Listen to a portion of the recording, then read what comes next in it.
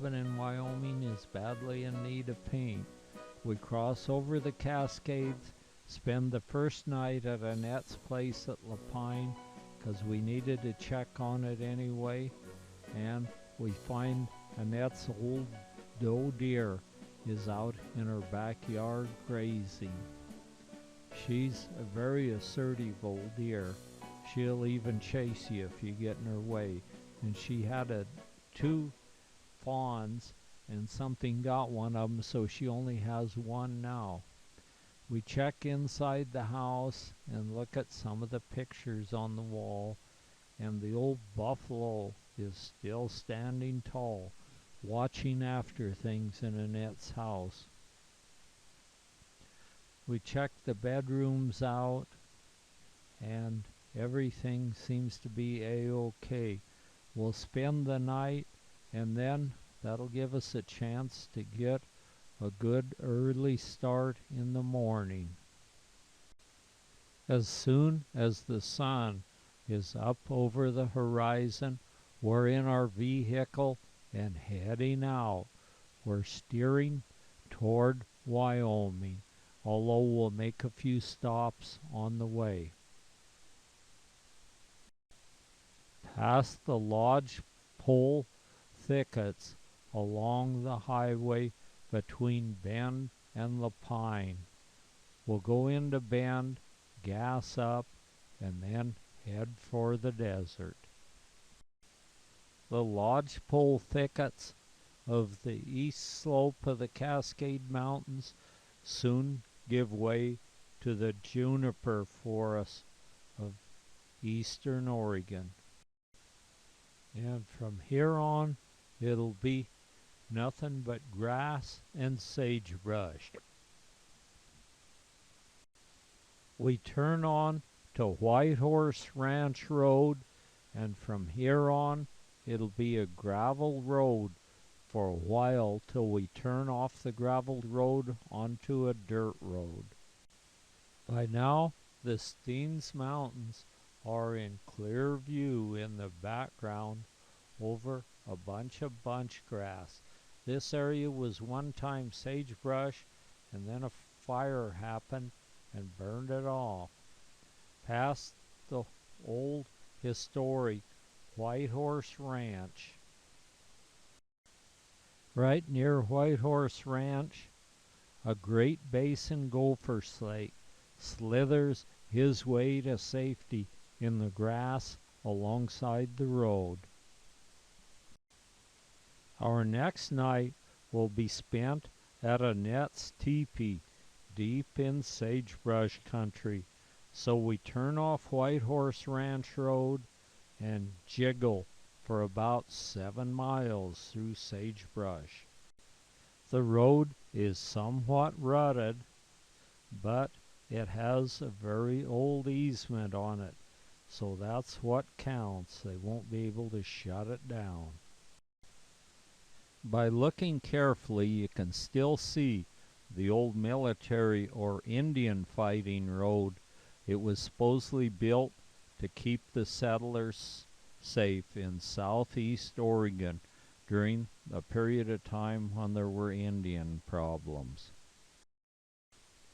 Ahead of us, we see a white speck, and that white speck is Annette's teepee standing tall in the sagebrush flats. We pull up to the teepee, and all looks well so far. We'll park in the little parking lot that we cleared out by hand so that we wouldn't have to park on the sagebrush and the dry grass, and we'll open the door and go in and see that all is well. We go in and find that every week at a time and not a single car comes along the road. This is a very remote area. I open the teepee smoke flaps for ventilation, and as soon as the sun touches the horizon, we'll be bedding down in the teepee for the night.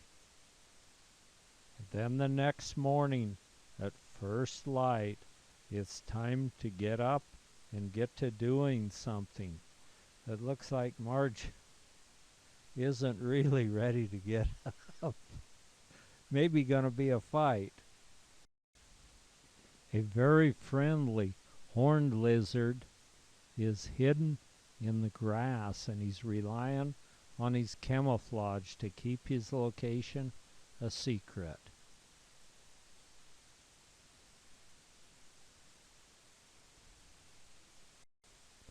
This is horned toad country, and they lurk around in the open areas around the base of the sagebrush to eat ants, and there's only one certain type of ant that strikes their fancy, but looks like he's eaten plenty of them. He's nice and fat. A leopard lizard lurks in an area right by an ant hill.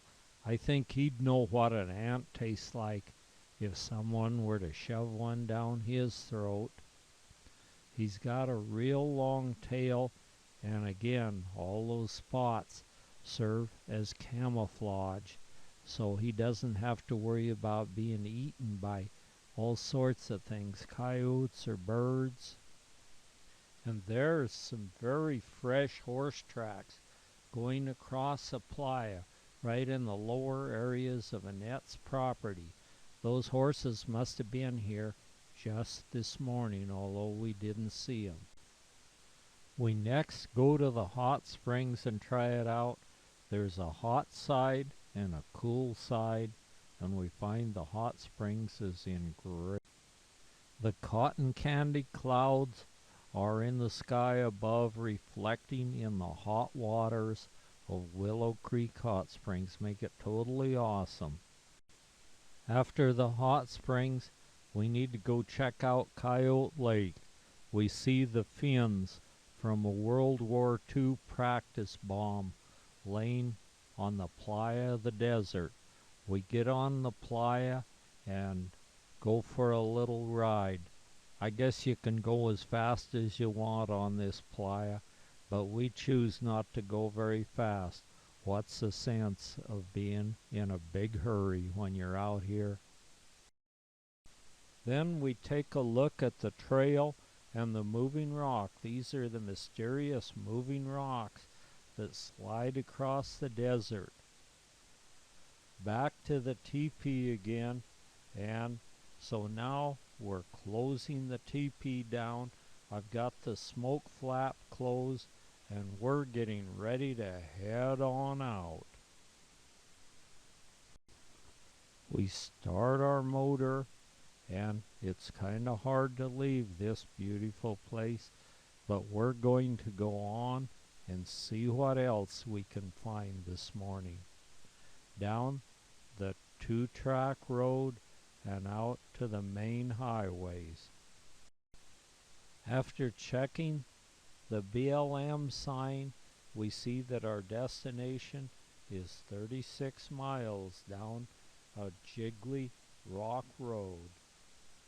A few desert cattle wander around in the desert. Next, we'll stop at the Oahe Canyon Overlook to look at the canyon that the winding Oahe River has carved out of sagebrush country and solid basalt. The river looks like a narrow ribbon way down below us, and it's just an ideal spot for Marge to take some pictures. From there, we go on to where we're going to take the road down to Three Forks, and I think part of this road was built as the old military road as well. So it'll wind down, and the road was pretty good up to this point. Now it gets kind of rough and hard going. Our destination is down in the bottom of this canyon, and the road will switch back and forth and eventually go down, and then we can fish and camp, and also there's a hot springs, and this is where Three Forks of the Oahe River run together. There's a few juniper on the hillside below us as we pass on the way down. We're going on a couple miles farther from where we could camp at the Three Forks of the Oahe River, and we're going on up over a hill and then back down to the river where there's hot water comes cascading down off the mountain above. Down below us we can see the river and one of the old roads that were for wagon travel down below us. Then we go up on top of a hill and we can look directly across, and there's an old hand-built wagon road there as well. And at this point we see a fairly sizable waterfall. Matter of fact, there are waterfalls every place you look down here, and those waterfalls are all hot water coming right out of the mountain and cascading down to the Oahe River. So we're going to go over and try one of these hot springs out. Right below us we see another hot springs coming out of the side of the river where we are, but we're going over where the big waterfalls is in a bigger flow. Several seep springs come out and trickle down across the road, and those are all hot water too. And this hot water nourishes the sunflowers and other things here. All that hot mineral water makes them grow real good and pretty. And the poison ivy is growing extra good right along the trail's edge. There's some real tall grass and all sorts of reeds growing along where these hot springs come out and then go down into the river. This grass is even taller than your head. Marge is kind of fascinated by the pretty seed stalks that are on top this grass that grow really tall along the trail down along the Oahe River. And also there's some real nice cattails growing right along the edge of the hot springs. We arrive at the Oahe River, and then we have to ford it on foot. But no problem, the water is only about a little more than knee deep, so it's real easy going, and the current isn't bad on the Oahe River at this point. But we see a lot of fish scampering away from us as we cross the river. We'll walk up the old wagon road for a short distance, and we can see the waterfalls and rushing hot water right ahead of us. Then we come to the first pool. Some volunteers have made some pools in this hot springs. So now we have to climb down and get in the hot pools. The gurgling hot water will give you a shower and a massage that you won't soon forget as it comes tumbling down from the mountain above into the pools. And so it's just bubbles and foam in the pools, and the temperature is absolutely perfect.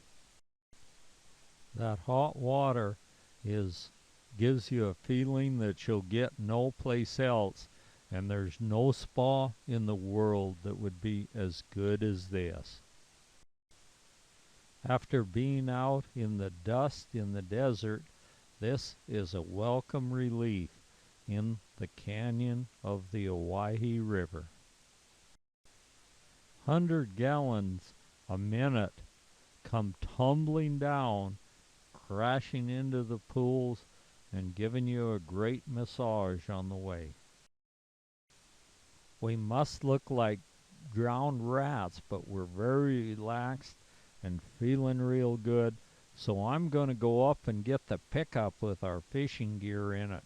Marge didn't want me to drive down this last little bit of the trail, but I'm going to drive down it, and because all of our fishing gear is in the pickup, and then we'll have everything down where we need it next to the river while we test the water and see if there's a nice big bass biting.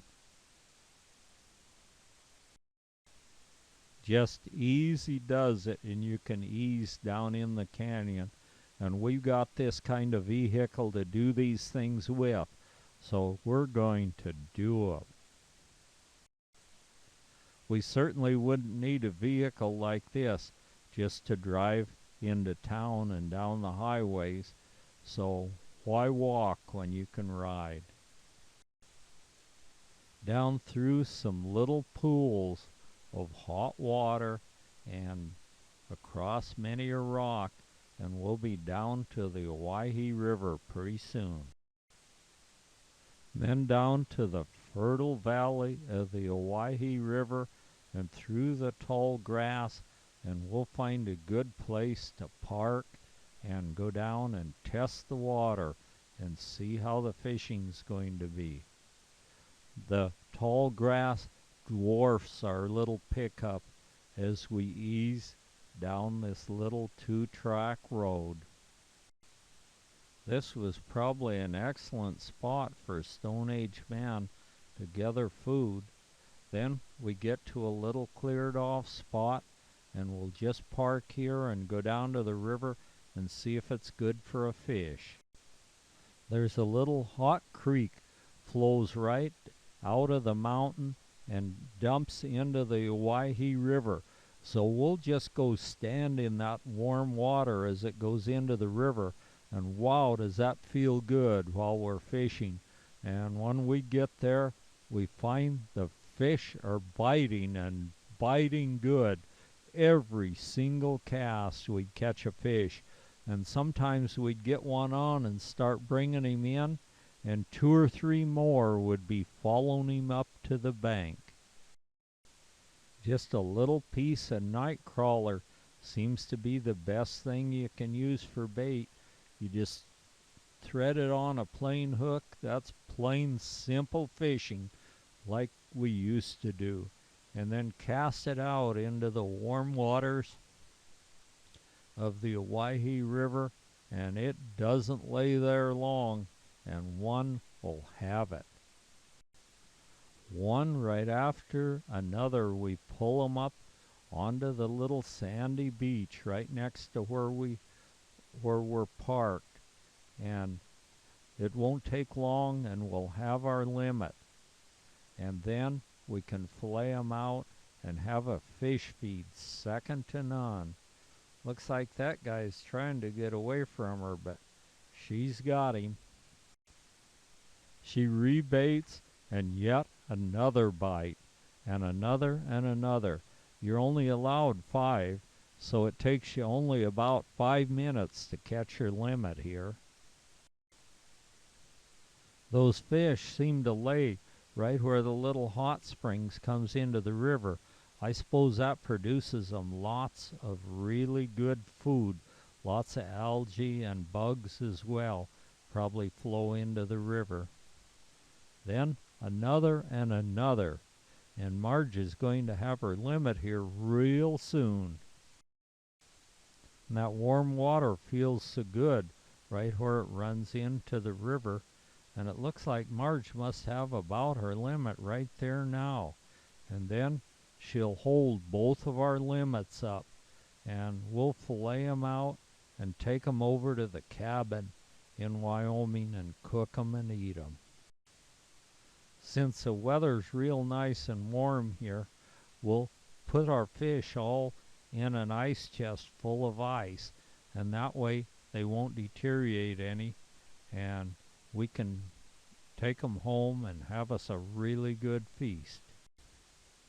We spent the night on right down where the 3 forks run together.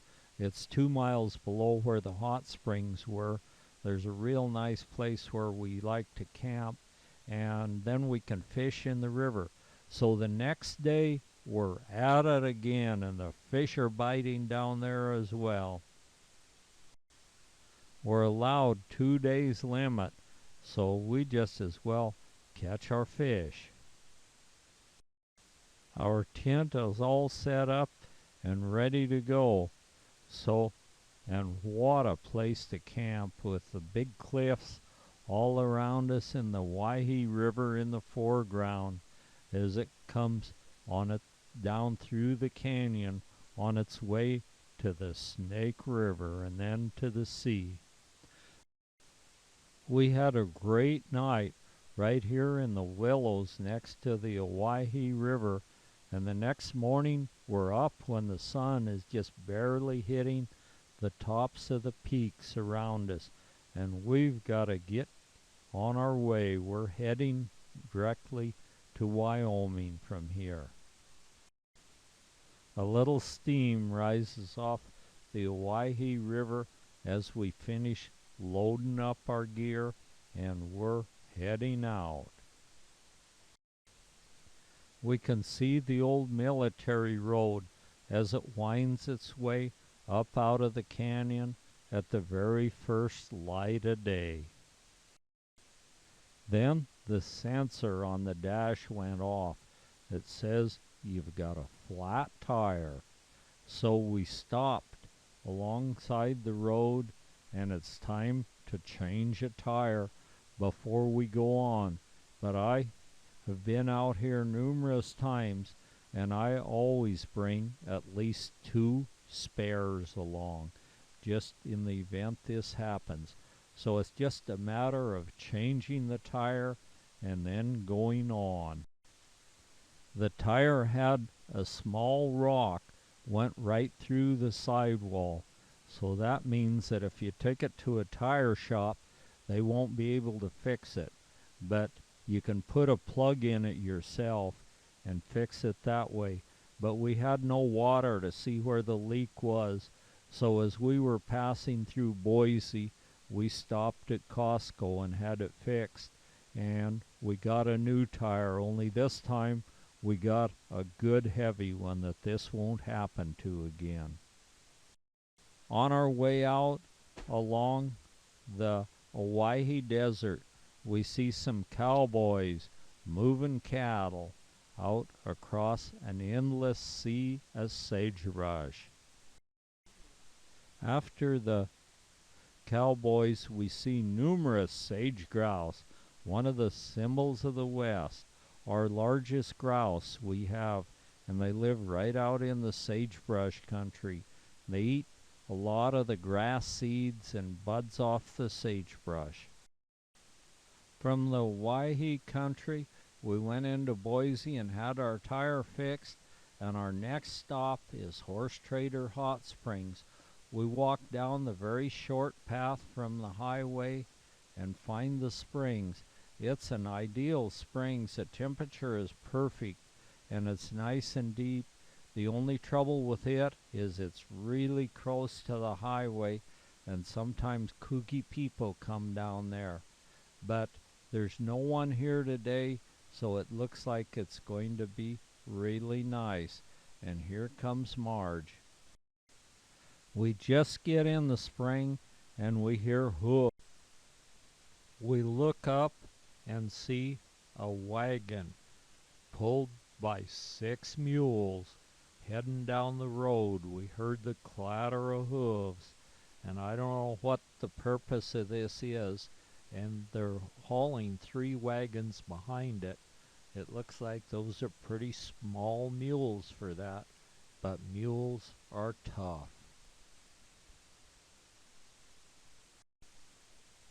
I heard nothing about this wagon, and I have no idea how far they've been on this journey, but it looks like the mules are still pretty pert. Their ears are up good. Things is even deep enough for a limited amount of swimming, and the water in it is just absolutely second to none, and deep clean pools. We only used the hot springs for a little while. We'd planned on going to Craters of the Moon to spend the night at the National Park campground. We get there and we find the campground's closed. So we'll just go right straight on into the cabin, up through Arco, Idaho. This was the first city in the United States to be powered by nuclear power. And the students from the high school have painted their graduation date on the mountain behind, and it's a very famous place for that. So we push on, and we arrive at the cabin sometime about midnight, I guess it was. The cabin was fine.